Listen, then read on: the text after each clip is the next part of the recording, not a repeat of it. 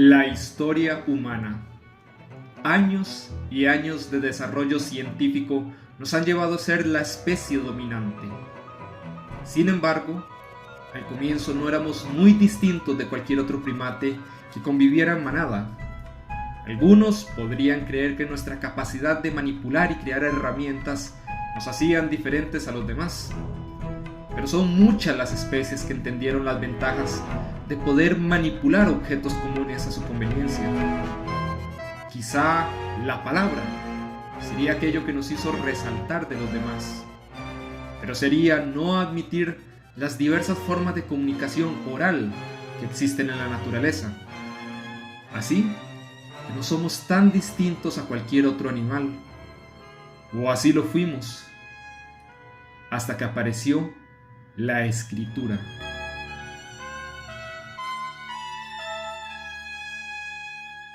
Las civilizaciones se han levantado sobre el uso de la palabra. Información, tradiciones, historias, todas contenidas en signos que son a la vez puente entre personas lejanas, máquinas del tiempo que nos permiten conocer nuestra historia. Hoy en día, el mundo no sería lo que es sin la palabra. Las redes sociales son redes de palabras. Las usamos todos los días, las consumimos todos los días. Nuestra habilidad para aprender a leer y escribir es una que evoluciona con cada generación, que aprenden a más temprana edad los secretos de este lenguaje. Escribir está en nuestro ADN. Por eso cuando nos sentamos frente a la página en blanco, la página en blanco,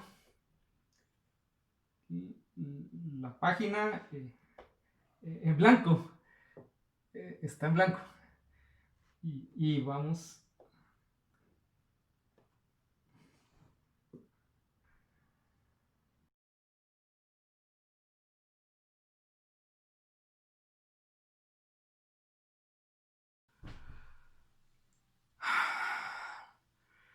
Es que escribir es algo sencillo. Es algo que hacemos todos los días. O sea, en cualquier momento uno agarra el celular y le envía un mensaje a un amigo preguntándole que cómo está, o al primo para que nos recuerde cómo se llamaba la película que nos había recomendado la vez pasada. Es algo muy cotidiano, lo hacemos muchas veces sin pensar mucho. Pero es cierto que de vez en cuando uno, cuando le quiere contar algo un poco más delicado a alguien, se toma su tiempo para pensar bien cómo describírselo. O cuando uno le está escribiendo a alguien que le gusta a uno y uno se toma un tiempo para pensar qué decirle, de qué manera, tal vez uno quiere ser un poco disimulado, entonces uno puede tomar un tiempo en responderle un mensaje a esa persona, porque además uno no sabe por qué a uno le escribieron ese mensaje, entonces uno lo lee varias veces para tratar de interpretar qué está pasando ahí, y entonces uno se toma su tiempo. Unos minutos, tal vez una hora, y después uno se queda pensando si le respondo después de mucho tiempo va a pensar que le ignoré, porque ya vio que yo vi el mensaje, porque yo lo abrí, y uno se dice, puta, uno no debió haber abierto el mensaje en un primer momento. Escribir es sencillo, realmente. Entonces, escribir no es el problema, sino decir algo importante. Tomar en consideración el contexto que me une con esa otra persona para que aquello que yo vaya a decir se entienda de manera correcta. De una u otra forma, eso es lo que hacemos en el teatro. Construimos un contexto en nuestra obra de teatro para enfatizar aquello que queremos decir. Y de hecho, muchos de los elementos técnicos como el conflicto o las estructuras nos ayudan a canalizar y potenciar eso que queremos transmitirle al espectador. Sin embargo, que conozcamos y entendamos los elementos técnicos no es garantía de que la escritura vaya a fluir. Cuando estaba en el cole, mi mamá me apuntó a un curso de verano de teatro que estaba dando la UCR durante las vacaciones de medio año. Y fue muy divertido. Nada más que no se parecía a lo que yo tenía esperado. No nos enseñaron a enojarnos, a llorar, sino que más que todo lo que hicimos fue jugar. Después ingresé a la carrera de artes dramáticas. ya en la universidad, y yo decía, ahora sí, probablemente todas las clases van a ser en el teatro, vamos a hacer situaciones muy dramáticas desde el comienzo, pero tampoco. Realmente el primer año uno pasa caminando. Cuando uno quiere aprender a tocar un instrumento, lo primero que hace cualquier profesor es familiarizar al estudiante con el instrumento. Cómo sujetarlo, cuáles son sus partes. Después uno empieza a aprender las notas y el lenguaje técnico, como la diferencia entre un rasgueo o un arpegio en una guitarra. Cuando se empieza a tener un dominio técnico sobre el instrumento, ya se puede comenzar a aprender y ejecutar las primeras canciones. Algo así sucede con el teatro, donde uno primero tiene que familiarizarse con el uso de nuestro instrumento. Y esto es extraño en la escritura, ya que uno podría ubicar los elementos técnicos en la sintaxis, en la ortografía, pero no necesariamente aplican. Por ejemplo, cuando se empezaron a traducir los cuentos de Julio Cortázar, él tuvo roces con los traductores, ya que en su escritura él de vez en cuando omitía comas o puntos para que el texto agarrara cierto ritmo, para que generara cierta energía caótica. Pero eso, gramaticalmente hablando, estaba incorrecto. Entonces, cuando los traductores les llegaban los textos y hacían la traducción, metían esos comas o esos puntos que para ellos hacían falta. Y técnicamente sí hacían falta, pero lo que pasa es que él estaba jugando con el lenguaje para generar una experiencia específica de lectura.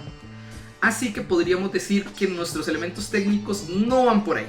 Se los pongo así: la guitarra, el cuerpo del actor o la palabra escrita no son el fin, sino un medio. Uno por el cual puedo canalizar una idea o una sensación. En ese sentido, el conocimiento técnico del instrumento nos permite tener más recursos con el que canalizar eso que andamos buscando comunicar. Algo así como tener una caja de lápices de 12 colores y otra con 150 colores. ¿Tener más lápices a disposición lo vuelve a uno un mejor dibujante? No. Pero tener más recursos nos puede ayudar a expresar y potenciar las ideas que queremos comunicar. Si recuerdan, en el video pasado les comentaba cómo en el teatro dramático el conflicto era el motor principal. Era el que nos ayudaba a estructurar la pieza y también mediante el cual podíamos conocer a los personajes. Sin embargo, hay que recordar que el teatro dramático no es el único que hay. Tenemos otras formas teatrales que pueden prescindir del conflicto para sus estructuras. En este caso pensemos en el conflicto como una herramienta y no como en una regla. ¿Por qué? Porque en el arte no nos sirve mucho pensar en reglas rígidas, sino más bien en herramientas que podemos utilizar a diestra y siniestra según lo que andemos buscando. En ese caso lo que habría que tomar en consideración es, dependiendo de qué es lo que queremos decir y cómo lo queremos decir, cuáles serían las herramientas más pertinentes para la escritura. Entonces, hoy nos vamos a centrar en el proceso de escritura, específicamente en el proceso de una obra de teatro. Cuáles pueden ser las etapas por las que pasemos, las dificultades que encontremos a lo largo del camino. Para guiarnos con esto vamos a utilizar como ejemplo los procesos de escritura de Mauricio Cartún, pero también vamos a hablar de otros autores y les voy a comentar un poco en mi experiencia. Así que, ¿qué es lo primero que necesitamos para escribir una obra de teatro?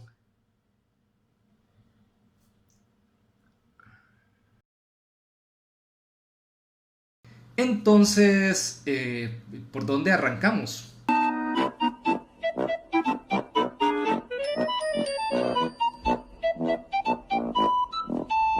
Por la idea.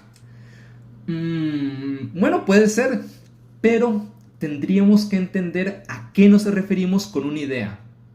Por ejemplo, esta puede ser el argumento de una historia, como una mujer que decide asumir la culpa de un asesinato que no cometió, ya que le están ofreciendo una considerable suma de dinero.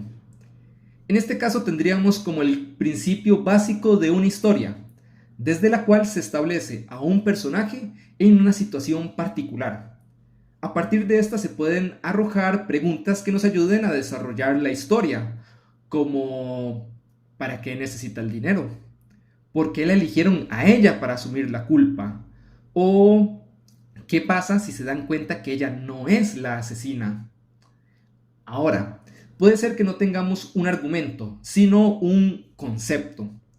algo que no ofrece una trama tan clara, pero que puede generar una situación escénica interesante, como una familia que los viernes por la noche se reúne a jugar Gran Banco, para canalizar todas las frustraciones que tienen los unos por los otros.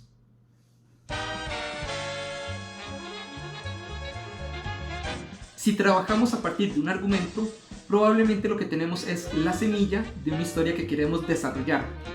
Pero si lo que tenemos en la cabeza más bien es un concepto, es probable que lo que les interese es explorar una dinámica interesante.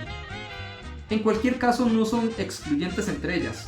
Por ejemplo, si ustedes han visto el programa Black Mirror, ahí lo que ellos establecen de entrada son conceptos muy interesantes que exploran a través de las historias. Si quisiéramos hacer una diferencia, podríamos decir que existen obras dramáticas que son interesantes por lo que sucede en ellas, mientras que hay otras que son interesantes por cómo suceden las cosas.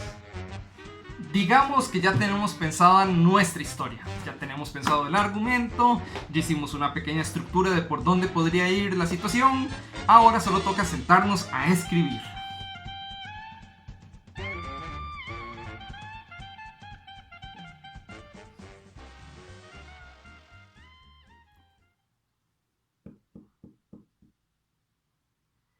Y no se nos ocurre nada.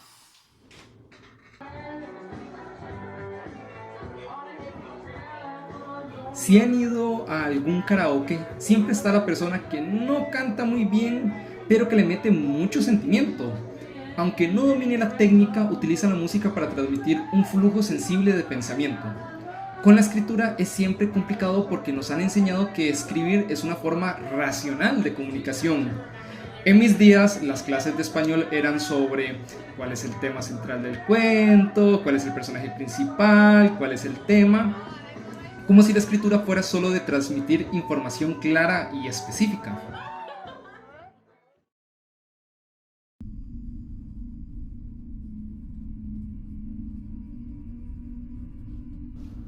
La danza contemporánea o la música instrumental no siempre nos facilitan realizar una lectura temática directa. Sin embargo, son medios potentes para conectar con una faceta más sensible de nuestra experiencia personal. Como cuando escuchamos una canción en otro idioma de la que no entendemos la letra, pero con la que nos sentimos cautivados o identificados en otro nivel.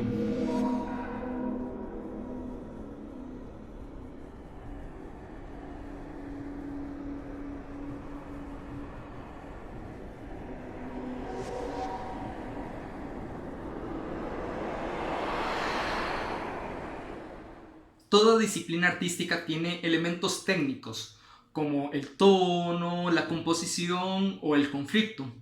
Pero lo que hay que entender es que el arte, ante todo, es una expresión sensible del ser.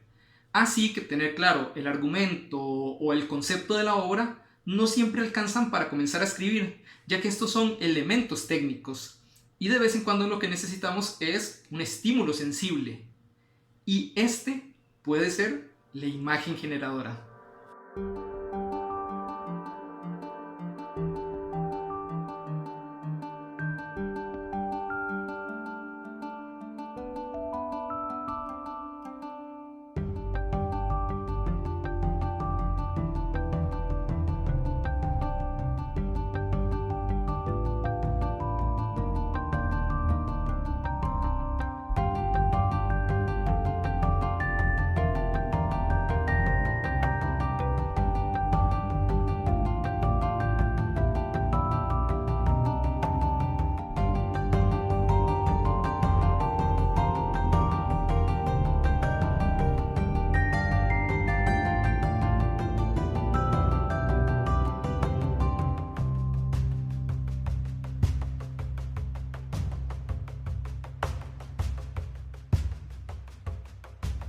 Para Mauricio Cartún, una imagen generadora se podría resumir de la siguiente manera. Es una imagen que resuena de manera sensible con el creador, pero que no necesariamente tiene un significado claro. Es una imagen poética y trascendente. No necesariamente es cualquier cosa que pueda resonar de manera particular con el artista.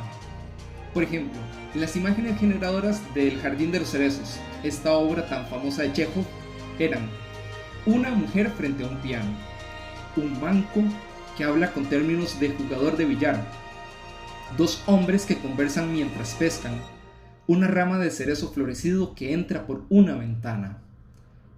Se podría decir que son imágenes bonitas, pero nada fuera de este mundo. Y es que una imagen generadora es generadora para el artista. Es algo que resuena a nivel muy particular con su sensibilidad. Por eso Mauricio Cartún señala que sí podrían considerar imágenes de desecho, porque no es que sean valiosas para todo el mundo, sino es que son valiosas para uno. Y es que una mujer tocando el piano o un hombre manco que habla con términos de jugador de billar no me dicen nada a mí, pero fueron fundamentales para Chekhov. De una u otra forma le resonaron y a partir de ellas escribió El Jardín de los Cerezos. Pero, y esto es algo muy importante, las imágenes generadoras no es que tengan que aparecer literalmente en la pieza, son más un estímulo sensible. Por ejemplo, en El Jardín de los Cerezos no hay una escena de dos hombres que están conversando mientras pescan. O no existe este personaje. No hay un hombre manco que hable con términos de jugador de billar. Pero lo que sí hay es una familia que solía tener mucho dinero, pero lo han ido perdiendo. Y pese a que ya no se podrían considerar una familia rica, ellos siguen hablando y se siguen comportando como si fueran de la alta alcurnia. Las conversaciones tienen esta sensación de ser una excusa, como que realmente lo que está sucediendo ahí no es lo que están hablando, como que si lo más importante que estuviera pasando en la obra sucediera debajo del agua. Hablemos de Terrenal. Allá reposea de lona Pampero. Achalay, el altar de la siesta. De la fiesta. Usted ha pronunciado las palabras divinas. ¡Que siga entonces la caravana! ¿Se va a ir? Ah. Si recién hace su aparición, Concha. Yo pensaba mostrarle las instalaciones. Ya sé, bolsito, y vení vos también. Brindemos los tres. Que no decaiga. Sencillito, malla, hojota, gorro, visera. Día de guardar. Y guardá y vení. Terrenal es una obra de Mauricio Cartún. Cuando él narra cómo fue el proceso para escribirla, comienza con la siguiente historia. Un día él se encontraba de camino a un lago donde él acostumbraba ir a pescar. En medio de estos caminos polvorientos, donde no hay nada, vio que había un hombre con un rótulo, que era básicamente un latón que decía que se vendía carnada, de isoca, que es como un gusanito que utilizan la gente para pescar. A Cartoon lo que le llamó la atención es que 50 metros más adelante había un hombre con un letrero muy parecido, de un material muy igual, que decía lo mismo, que también estaba vendiendo carnada. A Cartoon, como estos letreros los vio tan iguales, imaginó que al rato esos dos hombres eran hermanos, pero se preguntó ¿y por qué no iban a estar vendiéndolas juntos? Al rato uno descansaba mientras el otro vendía, cambiaban turnos, le parecía más práctico que lo hicieran entre los dos. Así que imaginó que los dos hermanos estaban peleados. Y esa imagen le llamó mucho la atención, así que la anotó. Dos hombres, dos hermanos en medio de la nada, vendiendo carnada y estando peleados. Entonces uno está en un lado y el otro está en el otro lado. Pero como eso solo es una imagen y Cartoon no tenía muy claro de qué podía tratar la obra, entonces simplemente la anotó y ya. Él cuenta que él tiene cuadernos llenos de imágenes, de ideas, de cosas que al no tener muy claro de qué podrían ir, cuáles son los temas que se encuentran ahí encapsulados, y simplemente los anotó ya. Unos años después, él se encontraba leyendo una serie de artículos de un hombre que hacía análisis de ciertos aspectos de la Biblia, de ciertas parábolas de la Biblia, y encontró uno que le llamaba mucho la atención, en el cual decía que en el mito de Caín y Abel se encontraba la génesis del capitalismo moderno, imaginándonos que Abel es básicamente un nómada que vive de la tierra, que recolecta, que no está muy preocupado por la propiedad privada, mientras que Caín, que es el hombre que siembra, que es el hombre que le toca medir las cosas, pesar las cosas, lo que estaba haciendo ahí era produciendo capital privado. Entonces básicamente ese se podría decir, entre comillas, que es el comienzo de la idea del capitalismo. Y fue muy interesante porque cuando Cartoon leyó ese artículo, recordó la imagen de estos dos hermanos que había notado hace muchos años atrás. Entonces revisitó esa imagen y ahí se dio cuenta que tal vez esos dos hermanos podían ser Caín y Abel. Que tal vez esta cuestión de estar recolectando estas isocas, que son gusanitos que salen de la tierra, podría ser el trabajo de Abel y que Caín podía estar haciendo otra cosa. Entonces se imaginó en medio de la pampa argentina a estos dos personajes bíblicos y cómo el conflicto de ellos dos representa un conflicto de situaciones económicas, de posiciones frente a lo que es convivir y vivir y producir capital.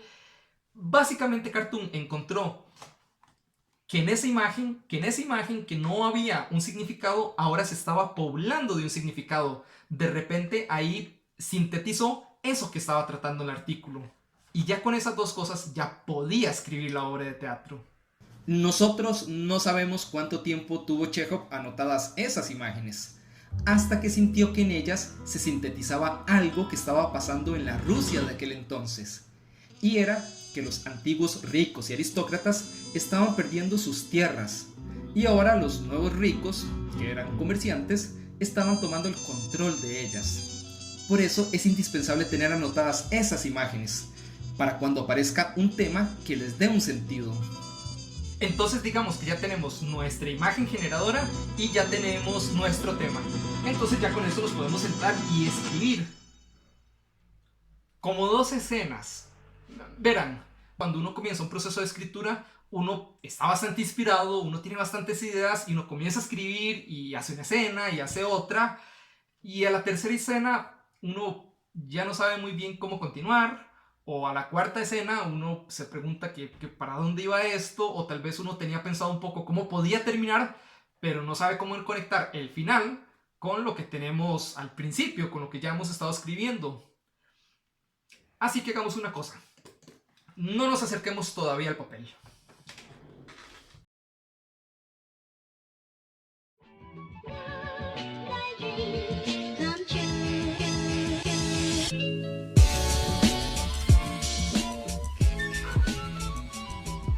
Hola. A la hora de sembrar hay factores muy importantes de tomar en consideración. Uno es la semilla, pero otro, el que no se le da mucha importancia, es la tierra. Por ejemplo, esto de acá es tierra compostada. Eso significa que la semilla va a tener muchos nutrientes que agarrar a la hora de convertirse en un árbol. No me consta porque yo nunca he sembrado nada en mi vida. En esta metáfora, ¿quién es la tierra? El dramaturgo argentino Gustavo Kreisman habla de los procesos de creación, pero no desde esta perspectiva en la cual el creador expulsa material y saca cosas, inventa cosas y está constantemente sacando y sacando. Él lo piensa a la inversa. Nosotros, en vez de expulsar, recibimos estímulos del exterior, imágenes, cosas que escuchamos, ideas. Nuestro rol como artista es ser un espacio donde esos estímulos crezcan. Básicamente nosotros somos la tierra, un lugar en el que cuando cae la semilla le da todos los nutrientes necesarios para que esa semilla crezca y se transforme en un árbol. ¿Cómo nos convertimos en tierra fértil para esa imagen, para esa obra que queremos escribir? Bueno, leyendo, investigando, encontrando qué se ha dicho al respecto. Pueden ser artículos académicos u otras obras que hayan tratado el tema. Por ejemplo, películas, cuentos, poesía, hablando con gente. A este periodo previo a la escritura, Cartoon lo llama acopio. Y lo interesante de este es que funciona como un caldo de cultivo, ya que cuando empiezo a recolectar material es inevitable que comiencen a aparecer nuevas imágenes, que leyendo un artículo sobre el tema aparezca lo que podría ser un principio de un personaje o una situación. En el acopio se dan esas primeras exploraciones sobre este universo que estamos a punto de poner a vivir. Hay que tener cuidado con esta etapa, ya que puede ser infinita. De hecho, si ustedes deciden hablar del amor, no les va a faltar referentes, canciones, material que puedan revisar. En ese caso, lo que yo les recomiendo es que se planteen cuál va a ser su enfoque, desde qué perspectiva quieren trabajar la temática. Y en ese caso, eso les va a ayudar a discriminar qué material sí revisar y que otro material tal vez no les llame tanto la atención tener ahí a la mano. Y eso es algo también muy importante, sean ordenados con el material. De vez en cuando uno está escribiendo, hay cosas que uno leyó hace 3, 4 meses que uno quiere revisitar como para generar ideas nuevas, que si uno no está muy seguro dónde lo guardó o con qué nombre lo guardó o así, uno va a durar mucho rato. Entonces, entre más ordenados sean con el material, mejor. Ahora sí, ya tengo mi acopio listo. Significa que ya estoy listo para escribir, ¿verdad?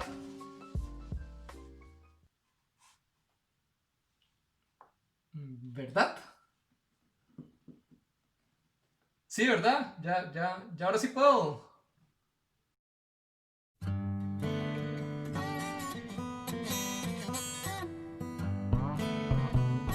Muchos autores están de acuerdo con que escribir una novela es un asunto de resistencia, como una maratón, mientras que un cuento es más sobre un impulso de energía concentrada, como una carrera de 50 metros. Y aunque para mí el teatro tiende a parecerse más al cuento, Cartoon dice que una obra de teatro es una novela bonsai. Así que no basta con un solo impulso de inspiración. Y quizá Cartoon tenga razón, sino que lo diga mi catálogo de obras incompletas. En los cursos y talleres generalmente se le da una gran importancia a hacer un esquema antes de comenzar a escribir la obra. Y generalmente en ese esquema lo que se incluye son como los acontecimientos más importantes. Sin embargo, un esquema dinámico es eso y un poco más. La idea es hacer una estructura preliminar de la obra, en la cual podríamos incluir los acontecimientos principales. Un acontecimiento 0, primero, segundo, tercero. Ahora, ¿qué es la idea? Que en estos acontecimientos y en las escenas que están en medio de ellos, no simplemente tengamos claro cuál va a ser el viaje de la fábula, sino que también nos planteemos qué imágenes podrían ir en esas escenas, qué ideas, qué sensaciones.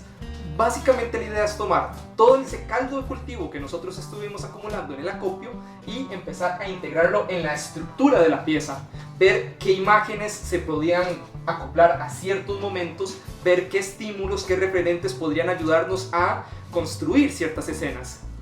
Básicamente la idea es tener una estructura heterogénea, que no solo tome en consideración los acontecimientos, sino las imágenes, los referentes. Es como una especie de collage vivo. Y en este carácter heterogéneo es donde se encuentra lo más interesante del esquema dinámico, ya que como dice Cartoon, la escritura es una improvisación con todos los sentidos. Y esto significa que cada escena es una improvisación nueva, que requiere nuevas energías y nuevos estímulos. El conflicto en sí puede ser una forma de guiar esas energías y mantener el movimiento, pero es el estímulo sensible lo que nos da el impulso para escribir. Ahora, hay que entender que el esquema dinámico no está escrito en piedra, no es algo definitivo. Es muy usual que mientras estemos escribiendo las cosas vayan cambiando, que una escena no termine donde lo teníamos planeado, que de repente el personaje vaya tomando decisiones que alteran por completo el viaje que teníamos pensado de la obra. En ese caso, ¿qué deberíamos de hacer con el esquema dinámico que ya hicimos? Yo diría que no hay que desecharlo, principalmente porque en él estamos planteando una hipótesis de los temas, de las imágenes, de las cosas que queremos ver en esta obra. Es cierto que estamos mutando la obra y que ahora está teniendo otros caminos. Valdría tal vez la pena generar un segundo esquema dinámico, pero la ventaja de tener este primero es que es una guía por aquellos puntos esenciales que queríamos tratar. La pregunta sería, en esta nueva obra que estamos produciendo, están cambiando los temas, hay otras imágenes que están empezando a tomar más importancia. ¿Cómo nosotros podemos rescatar elementos de acá e incorporarlos en eso que ya estamos planteando, bueno, en esta nueva propuesta que se está generando? En este caso, el diálogo entre los dos nos va a poder ayudar a tener cierta claridad y nos puede ayudar a reafirmar ciertas ideas que definitivamente queremos tratar o a cuestionarnos sobre ciertas cosas que tal vez en un principio creíamos que eran fundamental para la pieza, pero que al momento de escribir nos estamos dando cuenta que tal vez no tengan tanta importancia. Otra cosa importante de este esquema dinámico es que en él no tenemos que tener las escenas 100% planeadas, en el sentido que no es que tenemos que tenerlas clarísimas, sino que debemos de pensar cuáles son los elementos, los estímulos y las ideas más importantes que van a convivir en esa escena para que a la hora de escribir nos demos chance de jugar e improvisar. Entonces, si ya tienen su esquema dinámico, ya hicieron su acopio, tienen su imagen generadora, su tema, ya lo que sigue es escribir, que es la parte más sencilla. Ya solo es cuestión de que las ideas fluyan, de empezar a darle y así no va fluyendo.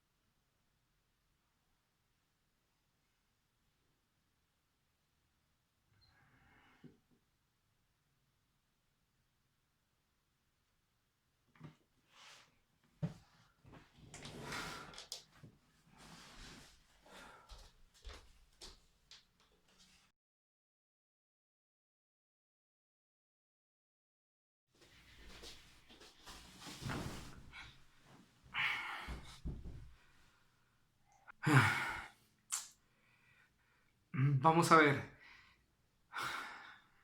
Ok. Lorca decía que él no escribía al menos que llegara el duende y le hablara al oído. Que el duende es la inspiración. Entonces Lorca no escribía al menos que le llegara la inspiración. Pero por el otro lado está Hemingway, el cual no niega la inspiración, pero él decía que él quería que si la inspiración llegaba a él, lo encontrara trabajando. Entonces él escribía independientemente de que se encontrara inspirado o no. Entonces, una tercera opción. Stephen Nachamanovich, en su libro Free Play, la improvisación en la vida y el arte, analiza distintas formas de improvisación, como la de los músicos de jazz, que sin tener nada planeado comienzan a tocar sobre una base y pueden terminar componiendo cosas hermosas de la nada. No por completo, ya que para Nachamanovich, no estoy seguro si estoy pronunciando bien ese apellido. La cuestión es que lo que el autor dice es que el músico de jazz ya tiene toda una técnica, tiene un bagaje, tiene una serie de experiencias que lo que hace en el momento de improvisar es apelar a que el subconsciente va a tomar eso y lo va a canalizar en la canción. Se podría decir que lo que está haciendo es entrar en un estado de flujo, en el cual él aprovecha todo eso que ya está incorporado en su cuerpo y permite que fluya libremente a la hora de estar ejecutando la canción. En el deporte hay un fenómeno muy parecido, y es cuando un jugador entra en la zona. ¿Y qué es la zona? Bueno, la zona los jugadores la describen como un momento donde ellos literalmente apagan el cerebro y dejan que instintivamente el cuerpo actúe, que las acciones se vayan guiando por lo que el cuerpo cree que va necesitando hacer para solucionar la circunstancia en la que se encuentren. En ambos casos lo que existe es una confianza en que el cuerpo y ese conocimiento que nosotros ya tenemos acumulado nos va a ir guiando libremente y nos va a abrir oportunidades, nos va a llevar a lugares que tal vez no habíamos tomado en consideración previamente. ¿Y acaso estar inspirado no es eso? Es dejarse fluir y llevar por esa sensación de que todo va a estar bien. Cartoon lo llama entrar en un estado gozoso, un fluir acrítico donde no se juzga eso que se está escribiendo en ese momento, porque la escritura es un proceso y en algún momento vendrá la etapa de editar, pero mientras tanto solo somos nosotros y la página, nada más. Ahora, la pregunta es, ¿cómo entrar en ese estado? Eso es una pregunta personal. Cada quien tiene que ir averiguando qué cosas le ayudan a entrar en ese estado. Hay unos que necesitan escuchar música, tal vez salir a caminar antes de comenzar a escribir.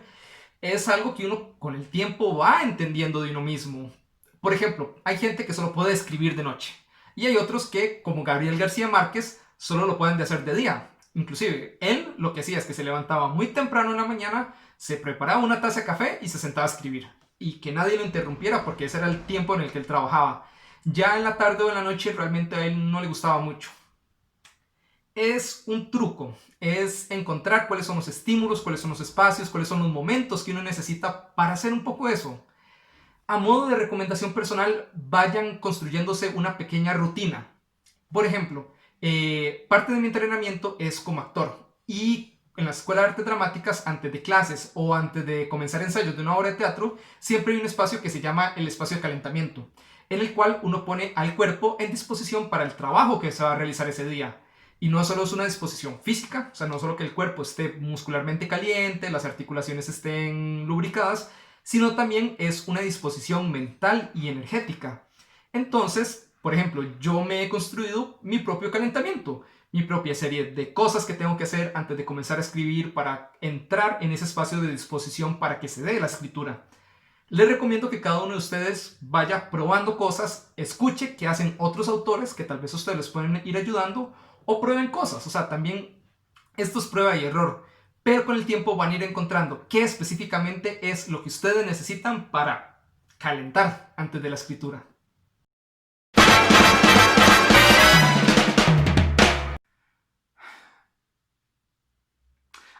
Es que yo de vez en cuando me acuesto un ratico cuando ya llevo mucho rato de estar sentado. La escritura es un proceso que lleva tiempo. Van a haber días donde todo fluya maravillosamente y se nos ocurran 1000 ideas, y van a haber otros donde no se nos ocurra nada y nos cueste mucho arrancar. En cualquiera de los dos casos creo que siempre lo mejor que podemos hacer es quitarle un poco de estrés al asunto y decirnos que lo que estamos haciendo es un primer borrador y que vendrán otros momentos para corregir y reescribir cosas. Otra cosa que les puede ayudar es ver la escritura como un juego.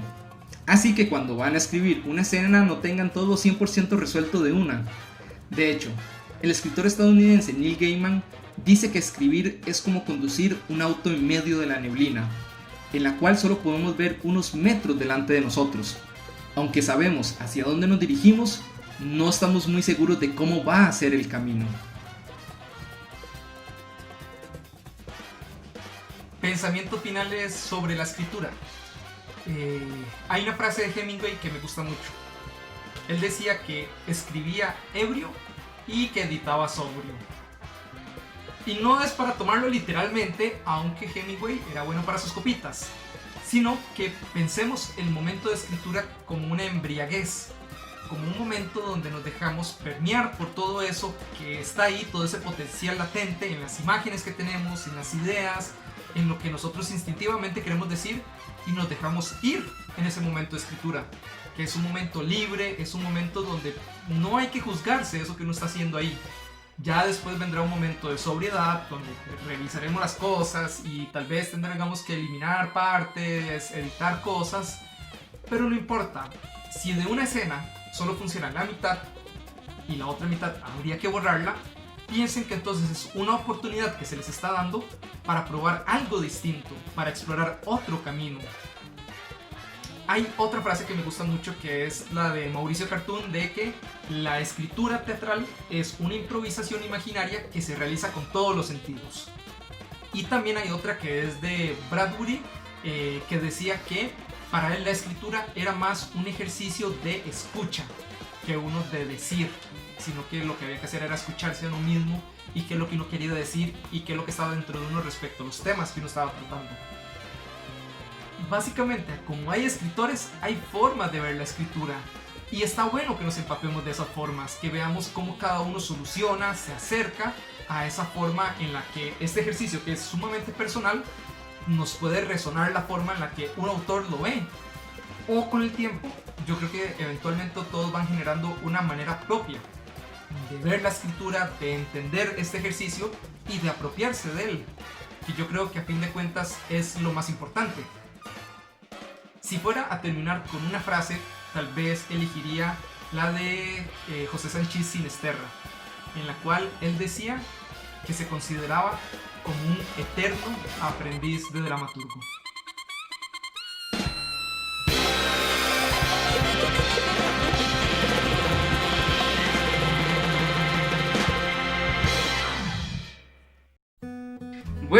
ya con eso estamos con los videos. Realmente espero que los hayan disfrutado. Y les recuerdo que nos quedan 2 clases magistrales por Zoom. Si quieren participar en las mismas, lo único que tienen que hacer es enviar un correo a esta dirección. Una vez que lo hagan, se les va a reenviar una información y un formulario. Recuerden llenar el formulario, ya que si no lo hacen, no quedan participando oficialmente en las sesiones. Además, para las personas que ya llenaron el formulario durante estos días, no se preocupen, entre hoy y mañana voy a estarles enviando 2 documentos que se van a tener que leer antes de las sesiones y además el link de Zoom para que participen en la misma. Además, si todavía no han llenado y quieren participar, todavía hay chance. Yo diría que hasta el miércoles 23, más o menos, como para que les dé chance de leer todo lo que tienen que leer antes de la sesión. Y además, recuerden, si conocen personas que tal vez les podría interesar esto y quisieran tal vez participar en las sesiones, compartan la información. Todavía queda chance para que la gente se inscriba. Y yo creo que con eso estaríamos. Entonces, los veré en vivo la próxima semana.